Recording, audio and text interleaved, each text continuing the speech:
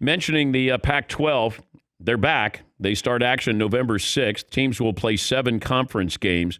And what it is 6 conference games, and then that final weekend, you'll have first place versus first place, second place versus second place. Same thing that the Big Ten did. This is what I was told. Here's the news out of the Pac-12 coming back, and may not be headline worthy, but my source told me last night, unlike the Big Ten, the Pac-12 had to agree unanimously to play because the Big Ten wasn't unanimous. Not that you care, but there was some arm twisting that went on, according to my source. With the Pac-12, everybody had to be in agreement, had to be unanimous, and it was.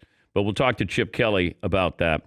You know, we start to look at when you start and can you get involved in the playoff, the Final Four. The Pac-12 hasn't been in the Final Four since Washington in 2016, and according to the preseason polls, they don't have a top 5 team. There's no Reggie Bush, Matt Leinart USC team. Oregon is probably the one team that may sneak in, could sneak in, but it's going to be really difficult for the Pac-12 to get a team into that Final Four, given that they're going to be starting November 6th. They're just going to be so far behind, and it might be one of those where you take 2 SEC teams. I don't know if you take 2 ACC teams, or maybe you take 2 SEC, maybe you get a team out of the Big Ten and maybe somebody out of the Big 12. But the Pac-12 is going to be frozen out, I would think.